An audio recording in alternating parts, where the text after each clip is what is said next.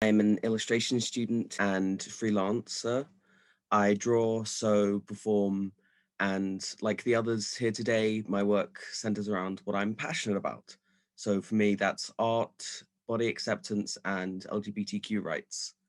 And I'm here today to moderate our discussion on disability within the creative industries and how to successfully have a career. And also just to get to know our guests. With me, I have self-described consultant, creative, and presenter Sophie Morgan, who's voted one of the UK's top 10 most influential people with a disability, as well as actress, entrepreneur, and activist Keely Cat Wells, founder of Zeta Studios and Sea Talent. I've also been asked to say happy birthday to Ethan, who's turning 21. So happy birthday, Ethan. I believe now our panelists will give us a brief introduction, and just so we get a jumping off point and we know about them. Thanks, Kit. Hi, everybody. So as Kit explained, my name's Sophie Morgan. And just to give a brief overview of who I am and where I'm at, I had a spinal cord injury when I was 18 years old. I am now a full-time manual wheelchair user.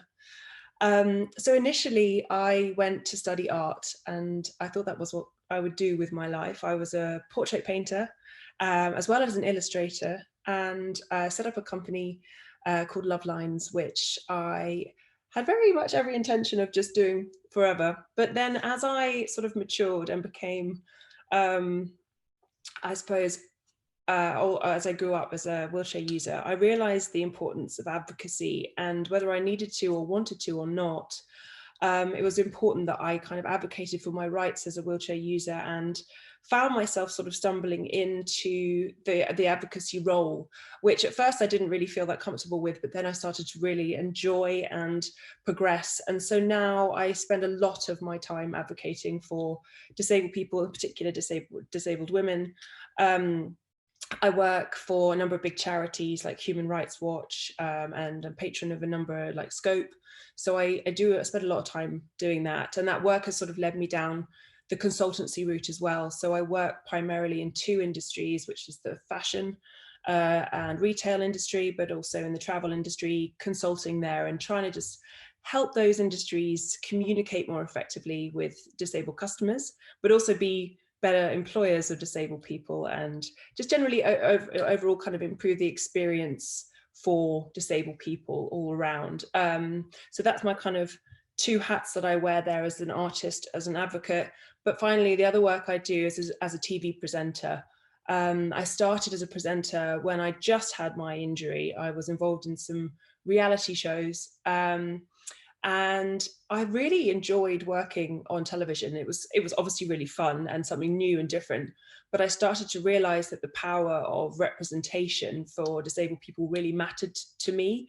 And I sort of lent into that role and pursued a career as a TV presenter.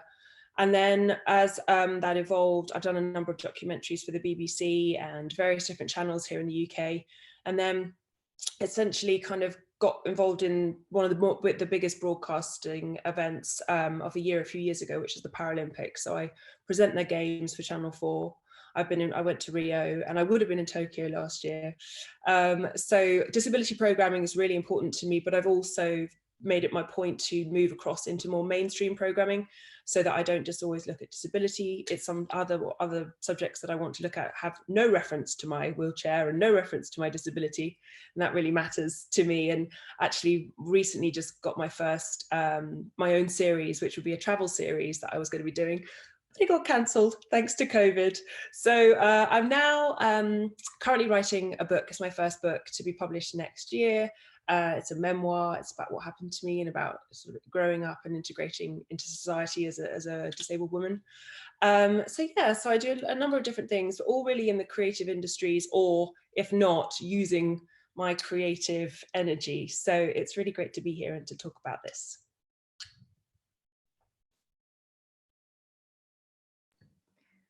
That's great. Thank you very much. Yeah, I'm just really interested to talk to you. Keely, would you like to introduce yourself? Yeah, absolutely. Gosh, Sophie, that is such a hard introduction to follow. You are incredible. So as Kit mentioned, hi, I'm Keely. I, similar to Sophie, became disabled when I was 17 years old, and have multiple different invisible disabilities. And I lost a job because of my disability. So I founded a company called C Talent. And at C Talent, we represent high profile deaf and disabled artists and athletes with the goal of normalizing people with disabilities being experts in things beyond disability and creating superstars who just happen to have disabilities. We also, well, due to the lack of access and just people with disabilities going on set and not having equal accommodations, having to get changed in storage rooms, not being able to have trailers, and just the sheer frustration, we started consulting for companies on access design and inclusion for companies like Virgin Media, NBC, Lego, and others, and that's been great. And then to kind of take a step further from that, we are also in the planning permission process to build the world's first ever fully accessible film studio for people with disabilities. So that's super exciting. So, you know, we always tell companies if they don't design for accessibility or include people with disabilities, it's like saying that they don't want the business of every fifth person who walks through their door. So we're showing them how they can bring disability into the diversity conversation and really create wealth from it. So that's me. Thank you for having me.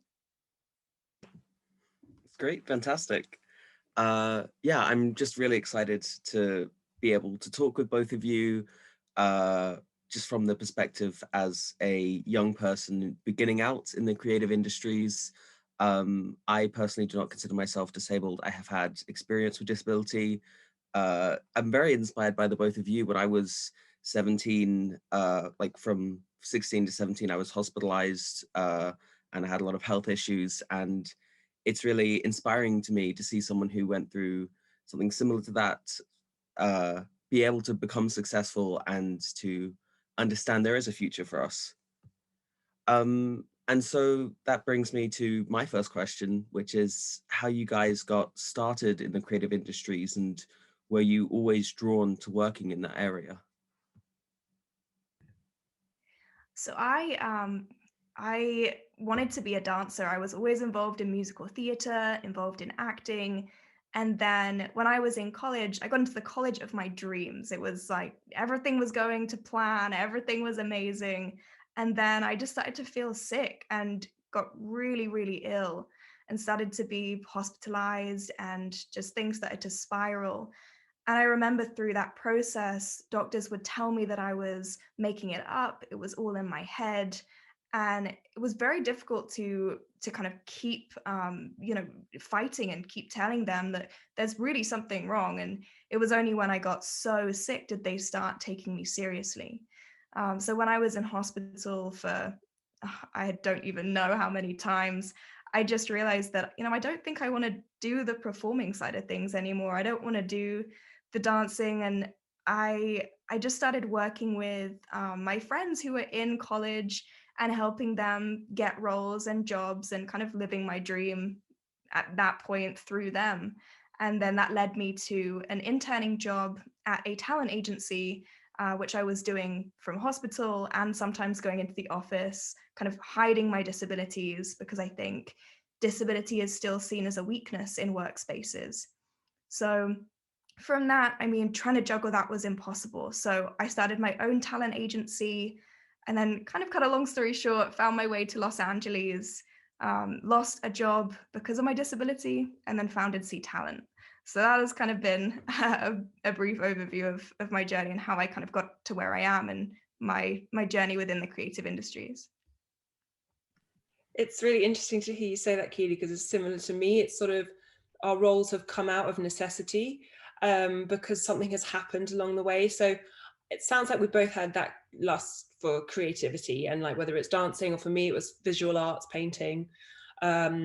that's kind of always been the thing that I love to do. And I mean, I still paint and keep that as something that sustains me, but my work became very much about my advocacy, and then came about trying to change things, because kept coming up against these barriers all the time, whether that be physical barriers or it just attitudinal barriers. And I think the more I have grown into the space of being a disabled woman, the more I've realized how many other women like me, or people like me, with disabilities, whether they're hidden or visual, or whether they're sensory, or whatever type of disability we're talking about, like gets seen as lesser, gets seen as not being, worth integrating. And one of the things I realized, and I know Keely you will have too, is that something that I feel disabled people have in abundance is creativity, because we live on the outside of the box, so we have to think outside of the box. We're on the margins, and that gives us such a strength. And I feel that creative sort of, that's always fueled my creativity. So I don't know, every area that I feel I work in is somehow a creative area, even though it's not necessarily categorized as that. So it's kind of, that's how I've got where I got to, I suppose. Yeah, that's really interesting. We have a couple of questions from the audience. We have Ethan says, hi there, thank you for the birthday shout out. Ethan says they have special needs and gets told to come back to companies when they have professional experience, despite no one being able to give any. Would you have any advice on how to keep going and not give up despite being bullied? I think it's so hard, and what a great question.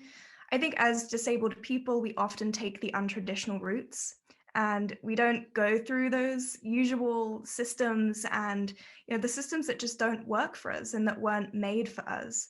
So I would just say, keep adapting, do what you do best, and find a way that works for you.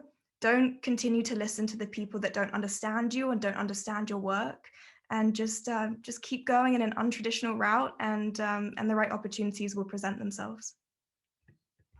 And I would add to that, where possible, find other people who have done what you want to do, perhaps with a similar disability.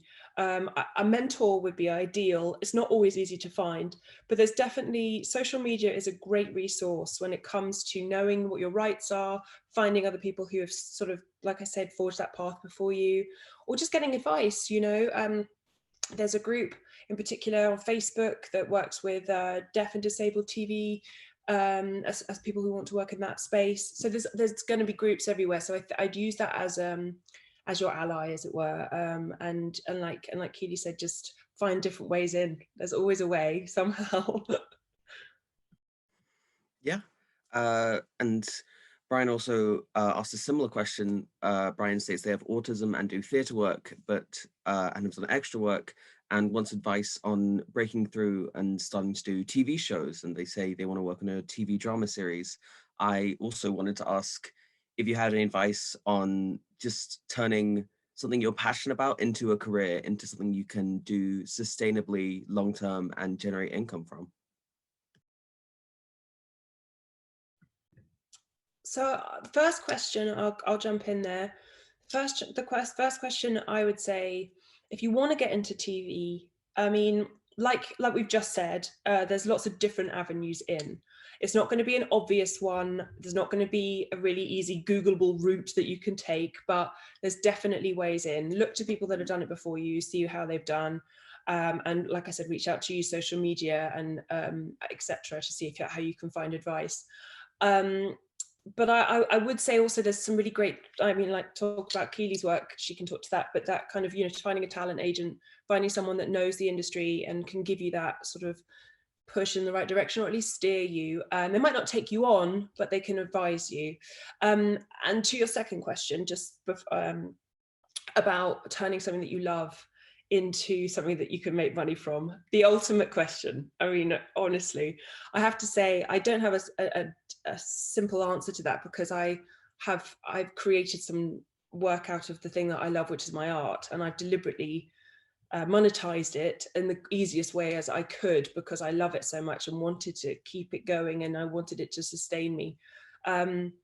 I just had to look at what was available to me, in that sense that I knew selling art via e-commerce websites such as Not on the High Street or Etsy and stuff offered me a way to be able to work from home, do my art and sell it really easily. Didn't need to go to a gallery, didn't need to try and, you know, find those kind of a little bit harder, more competitive routes to go down. So I guess it's what you might call low-hanging fruit. I just plucked it. I just said, right, what's the easiest thing I can do? And I made quite commercial choices on how to sell my art in the easiest and most accessible way.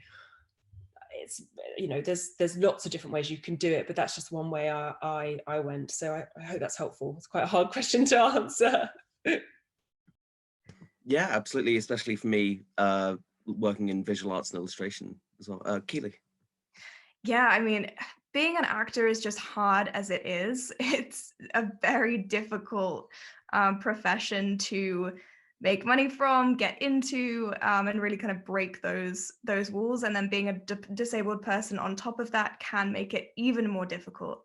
But I would just say training, like get the adequate training, really be the best you can be in the art, and then get the correct materials, find out what's industry standard, and then get industry standard materials and be competitive. I always say do what others don't, go beyond and above the usual journey and the usual thing that people do, and then find the right representation, just as Sophie said. I think it's crucial to find the agent or the manager that understands your accommodations, understands your talent and your skill, and can work with you on a personal level and won't just kind of treat you as a number or like as a computer, and really has that good solid relationship. Yeah, that's really helpful. Thank you. I want to ask, do you think it's more difficult for disabled people to work in the creative industries? And are there any specific barriers that you think are the most difficult to overcome in that area? I think there are so many barriers, and I think it starts with accessibility. People always say, you know, diversity is a seat at the table, but if we can't access that table, then how can we be a part of that diversity conversation? So I think, you know, it's very much on these larger companies to create adequate hiring systems. I think even still when their websites are inaccessible, it's the first barrier. And often people think as representation as in front of the camera and actors, but it starts in the mailroom. It starts at entry level all the way through to the CEO. So I would say, you know, to these companies, create sensory, communication, physical and cognitive accessibility, and then we can start to have that conversation and take that opportunity of diversity with integrity. And I think the barriers are incredibly systemic. And if we think all the way back to Captain Hook, The Hunchback of Notre Dame, the Joker, all of these demonize disability within these roles, and they kind of make us like a caricature. So we need to start telling new stories, writing new characters, and authenticity has to be from the start. But we can do it. It's just about really getting into those major companies and shifting and creating that change and creating our own work. I'd add to that, I mean, yeah, completely. It's not much to add to that, really. I just was thinking about the barriers that we face. And often I've found in my life that the barriers that we face as people with disabilities, whatever form that might be, whether that's, again, physical, attitudinal, whatever, often give us an opportunity to sort of show how we can shine. I know that can be quite reductive, but if you think about the ways in which you have to sort of work around the obstacles, you can demonstrate to people that you have this, like I said earlier, this creativity, this resilience, there's skill sets that your disability brings. And often we kind of think, how do we hide our disabilities? How do we dumb them down? How do we make them less obvious? How do we, you know, remove those barriers for other people so that there's no awkwardness? It's all about kind of trying to fit in, and in doing that, you suppress what you are and who you are. And I have to say, if I could speak to my younger self now, I'd say own your disability, go into these spaces proud of who you are and proud of what makes you different, because people, I think the industry is slow moving, but people are recognizing diversity is, I don't want to say hot, but it is a buzzword, and people are getting it wrong all the time, hence why people like Keely and I exist, to try and steer them in the right direction. But at the same time, you know, you can go in there and capitalize on those opportunities, and or if there isn't one, make an opportunity in that sense. I think you have to really, it goes back to that advocacy thing I was talking about earlier. You really have to speak up for yourself and think about what you bring that's different. And it's easier said than done. I do appreciate that, but keep that in mind, that your disability and your difference isn't a weakness. It can be the thing that sets you apart and gets you the job, or gets you in the room at least. So yeah. I just want to quickly add to that as well. I just love what you said. And I think in a world where everyone is so similar, what a joy it is to be different. You know, what a joy. So definitely everything that you just said. Yeah, I 100% agree. I'm very much a believer of doing the things in my life, not despite the challenges, but because of the challenges, and because of just not taking the things in vain. Teresa says they find their life a lot busier now, that it's easier to access more opportunities online. And do you think now that the world is connecting via Zoom, it will benefit creative disabled people to be seen more? And how can we use the virtual world to our advantage in the long term? I think if we've learned anything during COVID, it's that the world can adapt. And I think during these times as well, in these downtimes, these companies and these big organizations should be implementing universal design within their companies. But I think the virtual world is now such a wonderful way that we can access more opportunities and really get in the door. And we've just got to keep as well going on about accessibility, even through the virtual world. I think as well, you know, with COVID, how quickly they onboarded these COVID officers on set, and what an amazing addition that was to keep everyone safe. So I think also during this time, we've got to hire more people in different roles, and different roles that they haven't had before, such as accessibility coordinators and disability consultants. But yes, I think the virtual world is an amazing door for us.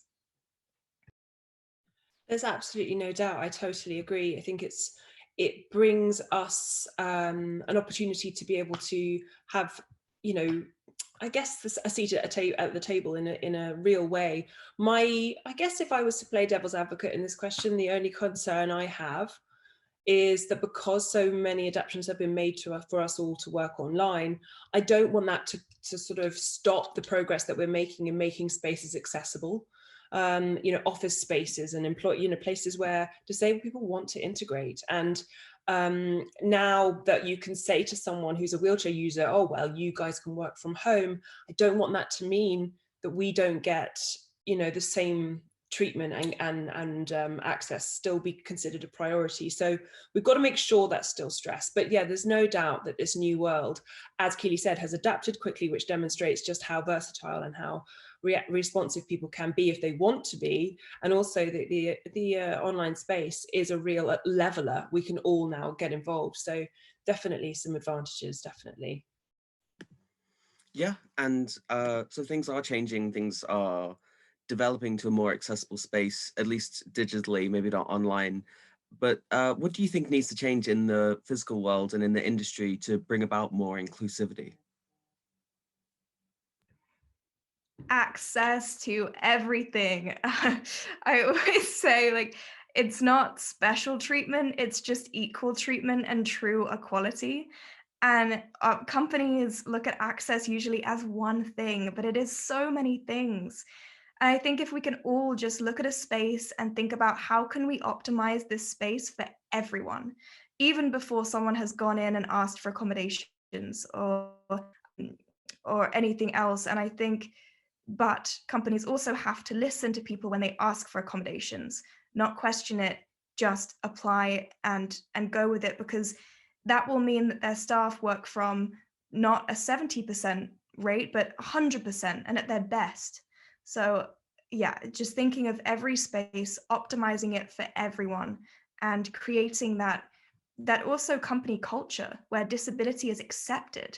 I think that's a huge part of access that people don't understand or sometimes forget, because it's like this kind of not physical sense of access. It's just that access with being able to disclose.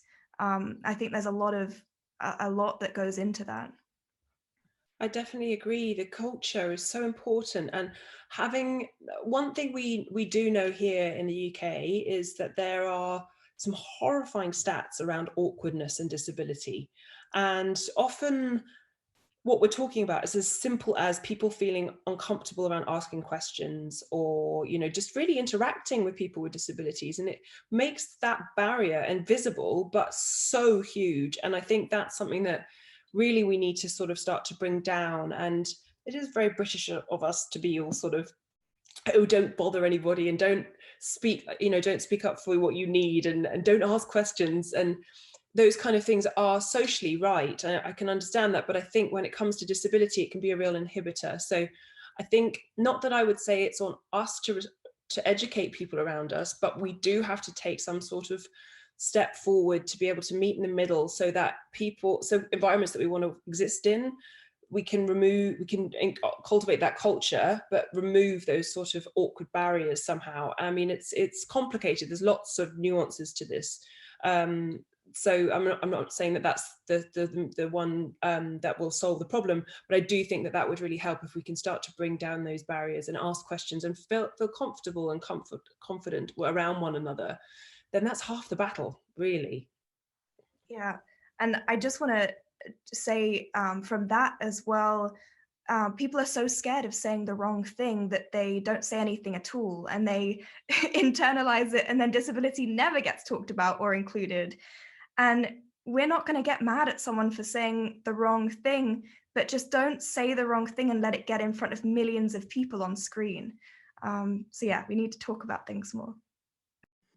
100% agree. Communication is the basis of all healthy workplaces. And so things are changing. I think there is more diversity, there is more representation on screen. So why do you think this is, and how can we keep this up? How can we keep people involved and represented?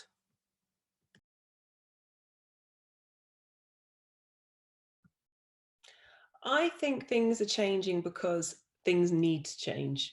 I think people are not as accepting of the status quo, and there's channels through which you can vent that, your opinion. And I think that there's problems with that, but I think there's also great advantages. And so when it comes to things like visual representation, we're seeing it happen. It's not always correct, and that's where definitely we need to rein things in and make sure that the messaging is correct. We talked a little bit earlier about authentic representation. That is key. Firstly, we want, to see things like disabled people, for example, on screen, but if they're saying the wrong thing or doing it incorrectly, or, cripping up, as we call it, or whatever, and it's actually quite harmful, that sets us back. And so we need to make sure that stories are told well, they're told truthfully, and that's every bit as important as just plonking somebody with a disability into some sort of environment, and the creative industries responding kind of like that's enough. I think that's we've got to be careful there, but definitely things are improving, and I think we're not so. I think the other thing to say with this is that this idea that we want to tick a box is. It's not great, but I do think that ticking a box means that doors are now open for people where the doors were closed. And so once we get, that's happened to me. I would never have been a presenter if I didn't use a wheelchair. That was my in. But once you're in the room, you've got to validate your space and validate your place in that space. And so that's where we can carve out more opportunity and bring other people with us, which is the main key. So yeah, there's lots to change, and I think the change is going to keep happening because there's more of us in the room now, and we're going to bring people with us. I think also the industry is seeing that diversity wins and diversity makes money.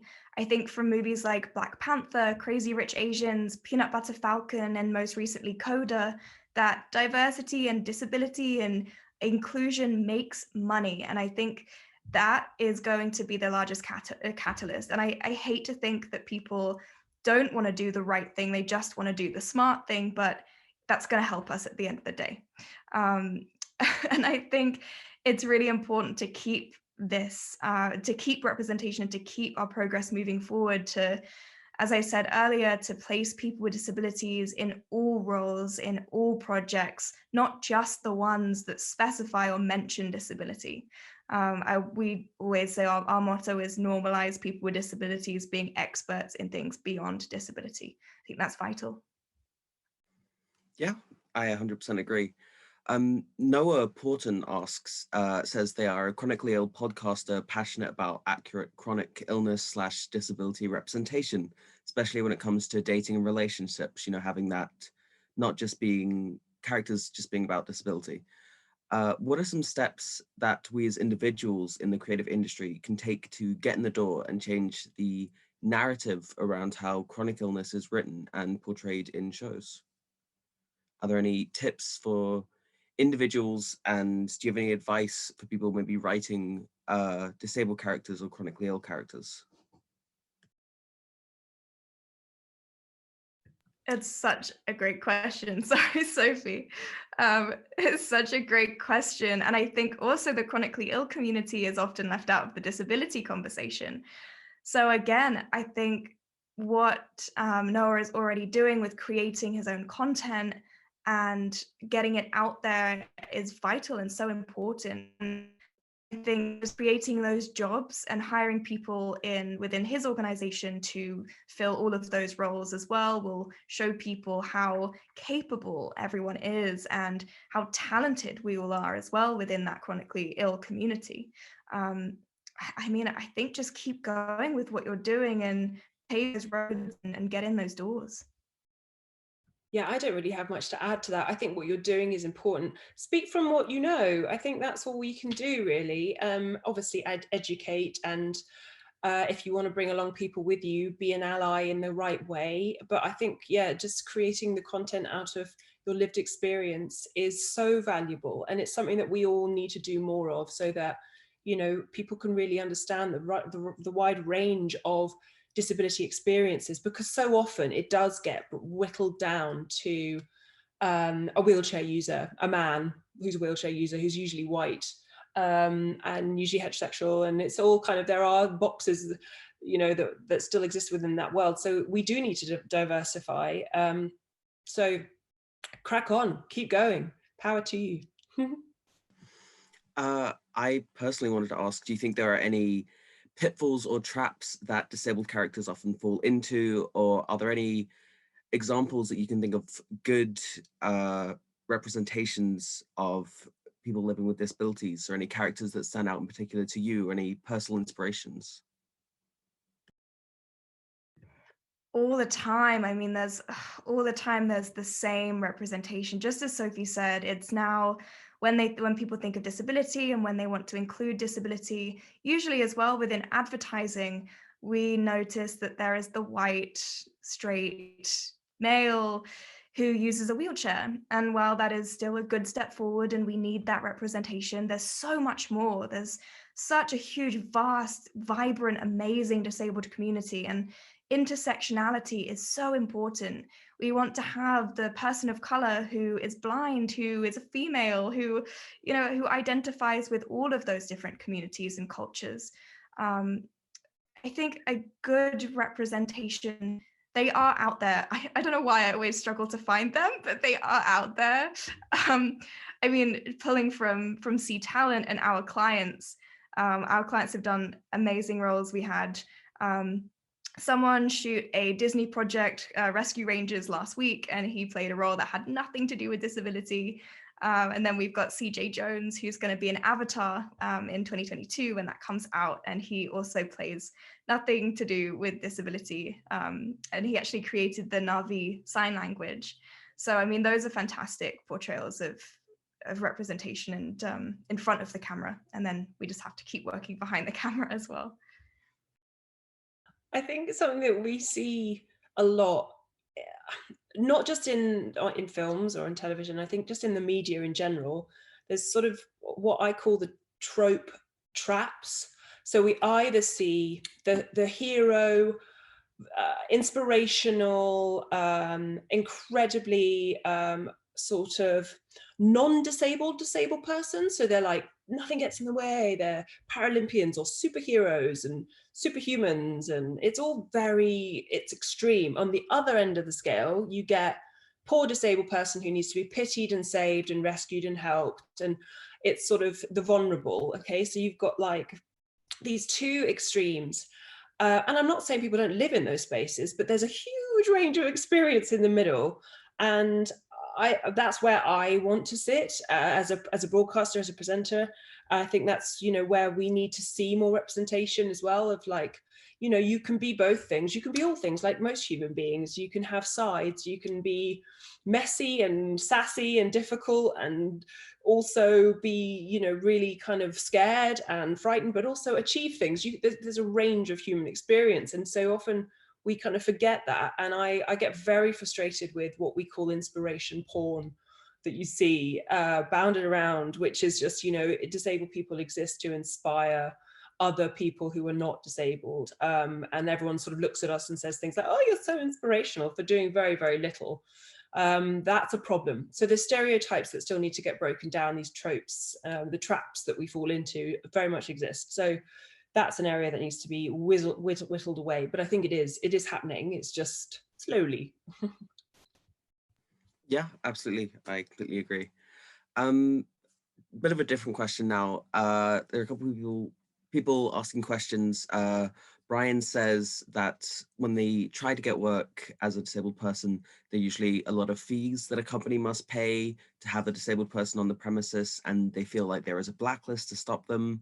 And Sarah Jane is a teacher at Project Sparks, which is a project based in Derry, Londonderry, that trains disability for young people to teach school pupils and musical performing art. And they ask, how can you show your employer that even though you have a disability, you can do the job, and you can have the employer trust you that you can do the job right?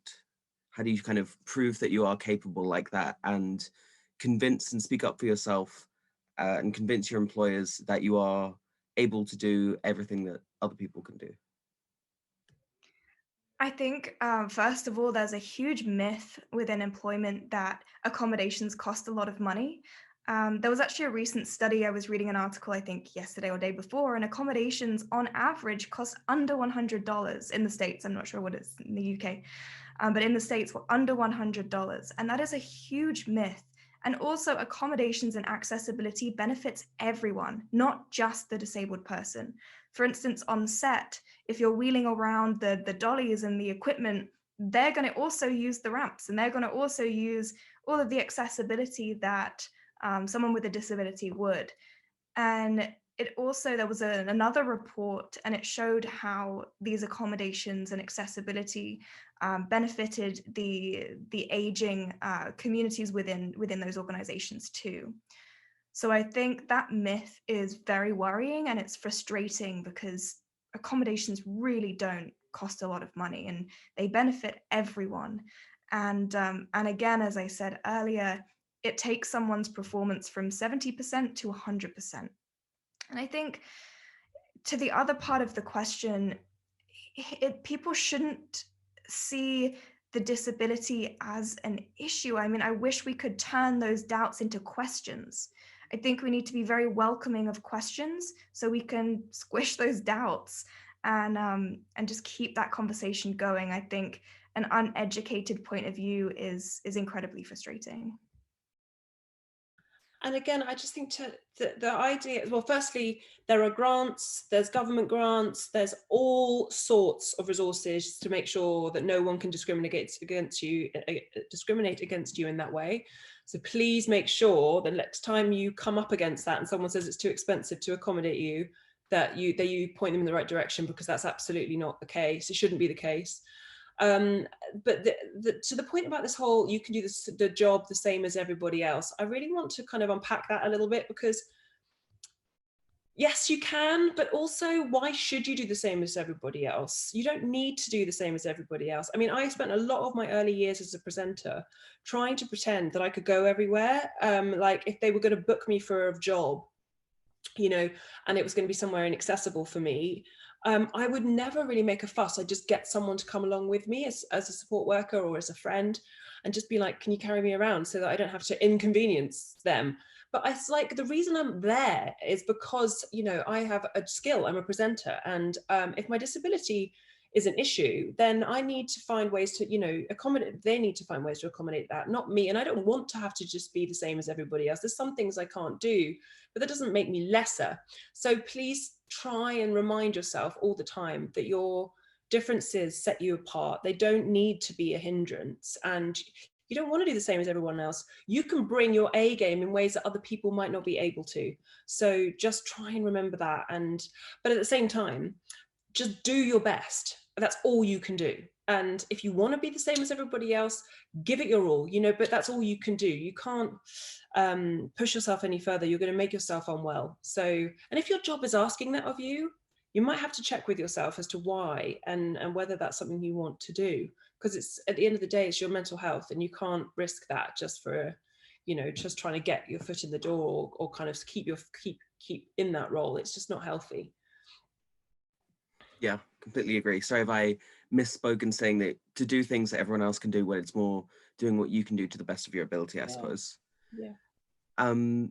So we have an attendee, Courtney asks, say they are also from Project Sparks, and they have a learning disability, and they at Sparks teach children about disability and autism. And they wanted to ask, did you think there should be more things out there for disability and more opportunities for them? Yes, a resounding yes. Of course there should be more opportunities. But I guess just thinking out loud, make opportunities where there aren't some. If you want to prove your value and you can't get yourself there, you know, we've got so much at our disposal now when it comes to things like, so say you were an actor and you want to get, I mean, this is not my space, but as a presenter, and I want to be a presenter, but I can't get a role, go on YouTube, start your own channel, make contacts, make waves, use Instagram, use social media. If you love it and it's something you really want to do, find a way. It might not be as straightforward as kind of, if you want to be a presenter, you suddenly get on television, but, you know, work out what you can do. But there are opportunities coming up. Keep looking for them. And like I say, if you can't find some, try and create some. I absolutely second that. I mean, so well said. I don't really have much to add. Just there's a girl on Instagram who I follow called Evie Toombs, and she always says, "Find a way, not an excuse." And I love that saying. And what is more satisfying than proving people wrong? I mean, that's just the best thing ever. Oh, absolutely. 100% agree. Yeah, anonymous attendee asks, how can non-disabled teachers and leaders understand the needs of participants with disabilities? And I suppose that could extend to how could employers understand the needs of their employees with disabilities as well? I think they need to educate themselves rather than always continuously asking the individual with a disability. I think as well within the entertainment industry, they need to hire disability consultants. All of these companies now have diversity and inclusion boards and panels and departments, but when do they ever include disability? Not very often. So there needs to be someone within that department who specializes on disability. They can't speak on behalf of the entire disabled community. So I think it's important to find focus groups to really get the point of view from everyone within that community, but ask the people who specialize in that, not the individual with the disability at first. You know, if they want accommodations, let them tell you, and ask them. But don't treat them as the expert in the entire disability community. Find the experts. I think that's really important to normalize them just being able to do their job and putting their job first, not having to always educate and respond to people. Yeah, the idea that we need to constantly teach people what we need is problematic. I think if you are an employer or you work with people who have disabilities and you don't understand it, what is Google for? You can find out so much stuff. And if you still don't have the answers, you can call charities that represent, or bodies that represent that particular group. I mean, there's such a wealth of information out there that you shouldn't have to, but you do also want to bear in mind that you want to create a space where those people who you're talking about, referencing this disabled people that you're working with, feel that they can come to you. And so it's, again, it's that bridging that kind of awkwardness. But yeah, I think when it comes to being better for the disabled community, it's definitely we've got to be met halfway. And I think people definitely need to go out there and learn where they're going wrong. And it's more than just popping a ramp in a place. It's more, there's so much more to it. But it's okay to make mistakes. It's really okay. And I think that's something we've got to remind ourselves in all areas, that if you're learning about something and you get it wrong, if your intention is good, I think people will forgive you. And that's where we've got to be kinder and sort of understand that not always are these intentions, when they harm people, that's not always what's meant. But I do think we've got to find ways to allow people to make mistakes and not feel so frightened, because otherwise we're never really going to move forward, if that makes sense. Yeah, 100%. And adding on to that, I wanted to ask if you can recommend any places or resources for people who are not disabled to educate themselves on disability activism and access as well. So from a USA point of view, because I'm more kind of entrenched with the US, I'm based in Los Angeles. So I mean, but these resources are universal. These will help anyone. I would go and look at, there's an organization called Respectability. They have some really wonderful resources. There's the Ruderman Foundation, who have a white paper written by Danny Woodburn, who's a client of mine. And that's a fantastic white paper where you really understand and learn about these systemic societal issues within the entertainment industry and disability. And then also feel free to reach out to us as well. You know, we would love to be able to help and point people in the right direction. And then I think from a UK point of view, Equity UK are fantastic. And the Deaf and Disabled Disability Committee, which I also sit on, and then the BFI and their disability organization and their board within the BFI is great as well. Yeah, I mean, other than what I mentioned earlier, if there's something more specific to do with this particular impairment or disability, you can obviously go to different charities and ask advice there. If you don't want to go to the person, I don't think I've got much more to add. Obviously, that just goes without saying, just the internet can be a great resource for everybody. Yeah, absolutely. Yes, there's been a question from Sorsha, also from Project Sparks, who asks, how do you think we can take down barriers for people with disability and autism, I guess within the industry and in life in general? I think employers need to take away judgment and also employ people within the decision-making roles. And on the other side of things as well, I think it's horrible when, say, someone goes for a job interview and they're staring at a panel of people who look and come from the same background. So put people with disabilities in every single role within an organization. I mean, I will keep saying it. And I think employers, yeah, just take away the judgment and the stigmas and really just focus on the role and what everything that they have to offer. And a disability comes with that. Stop kind of falling into the trap of looking at disability as a weakness. Look at all the wonderful ways that disability can be applied and brought to a job. I think when it comes to barriers, it's really understanding the impact that they have. And I mean, it's such an easy thing to say that we need to make change. And I think the problem I've come up against is often when it comes to all of us. I mean, disability is not one thing, as we've said before. It's also earlier. It's loads of different experiences. But really try and, I think the way to remove barriers is to try and put have that empathy and put yourselves in other people's shoes, and just really try to understand the emotional consequence of those barriers. I think that's the problem. It's like people kind of just don't really quite get how detrimental it can be to not feel included on any level. You know, it's such an inhibitor. It is the thing that disables people. I mean, I know I only really feel disabled when I'm not able to participate in life, and it's horrible. It's worse than, I'm paralyzed and I don't really mind. What I mind is not being able to live my life, and that those barriers are they're simple, I think, to remove. It seems like this big issue is everyone's always saying, how do we change the world? What do we do? How do we make it better? I think it's just to have that empathy and have kindness and try to think about other people from their perspective. Again, really reductive, very simplistic, but yeah, that's the best answer I've got today. No, you're absolutely right, 100%.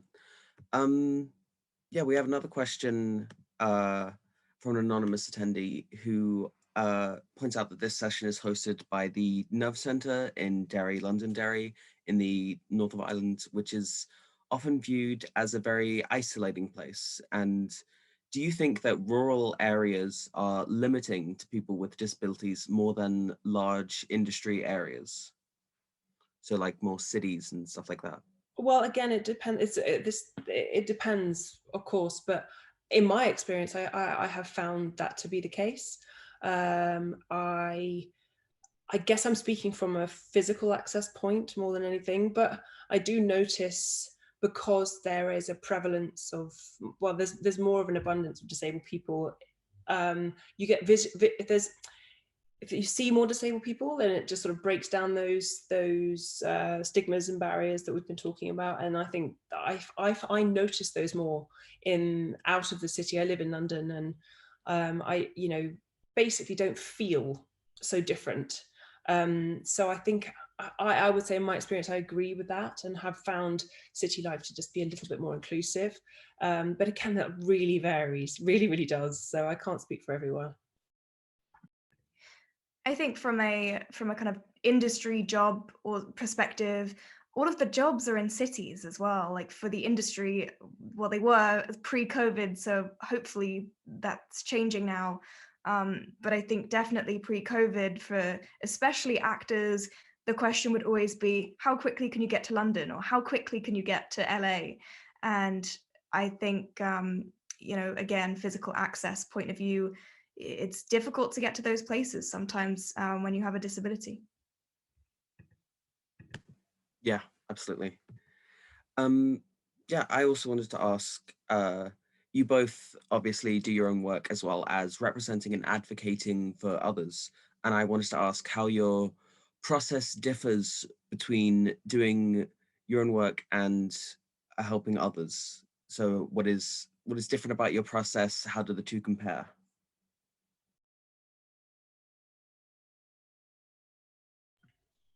I find mine really crossover.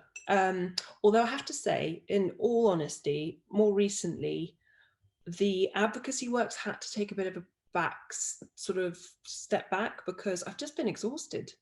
And so most of the time it's sort of 50-50, and they interlap. And so some of my work by default sort of is part of my advocacy, if that makes sense. It's all intertwined.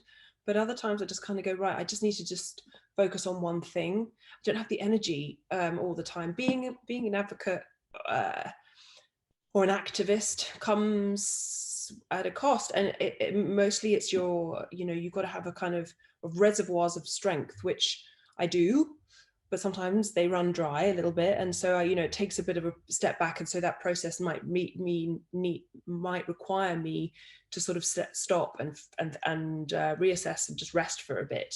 But I don't have that luxury with some of my other work. I've just got to take it when it comes and go. So it will really vary. Yeah, I mean, very similar to Sophie. I think they cross over so much. And I think when you advocate for yourself as well, I think that says a lot. And you're advocating during business, I'm advocating for myself all the time. And I think the more and more successful we are within our careers, the more and more we can have that larger platform to advocate and to be activists. So I think, yeah, they tie in together so well. Yeah, Absolutely. Yeah, it's really interesting how you two are able to wear those different hats and juggle those two professional processes. And I think from my perspective as a young person just starting out in the industries, what do you wish you knew when you were my age, when you were at the position of just jumping right in? I mean, I'm still figuring it all out. I really don't have all the answers. I just, it's hard. It's hard for everyone, and it's just keep going and yeah, just keep going and fight for yourself, advocate for yourself. Um, you're gonna have to adapt. Things are gonna have to change. Be open to change. I had no idea my career was gonna completely change on its head, and I feel uncomfortable. I feel uncomfortable every single day doing things that I don't feel like I'm good at. But work with people who know what they're doing, and just really, do what you preach as well, and keep that integrity for yourself and for the people around you. Yeah, absolutely. I mean, I think I would say I don't know if I'd change a thing or what I'd say to my younger self. I mean, it's sort of one of those things where I love where I've ended up. It's been a lot of trial and error, a lot of mistakes, a lot of heartbreak, a lot of success, and a lot of, joy. It's been a roller coaster. And long may that continue. I think one of the lessons would definitely be to try not take on all of the world's problems and try and think I can solve them all. Pick a battle, any battle, because I think with disability, you kind of I found in my work that's like, oh, I could just almost pick any issue and try and solve it because there's so many problems. And I've done a bit of that over the years. I've kind of sort of, it's very important to condense down, pick maybe a handful of goals instead of all of the goals. But set goals, keep going, and may those goals get bigger and bigger and bigger. Yeah, absolutely. We're coming up on 5 o'clock now. Paula, does this end at 5 or is it going on longer? Sorry, I'm just checking. Yeah, no, we're due to end at 5, so Okay, dokes. Well, it's been great talking with you guys. I've especially learned a lot, and I hope everyone else has had a good time. Do you have anything you want to say before we pop off? Thank you so much, guys. It was lovely to chat. Yes, likewise. Thank you all so much. This has been great. Yeah, it's been an absolute pleasure talking to you guys, and I've gotten a lot of inspiration and learned a lot along the way. If there's any questions that anyone has that we haven't answered, you can always follow. I'm sure Keely wouldn't mind. We're both on Instagram and social media. You can always follow us. Yep, definitely. Yeah, and you both have your own websites, which I have been checking out recently. So yeah. Brilliant. Thank you, Kit. Thanks, Keely. Thank you guys very much for coming. Thank you, Sophie. Thanks, Kit. Bye, Thanks, guys. Stephen. Bye.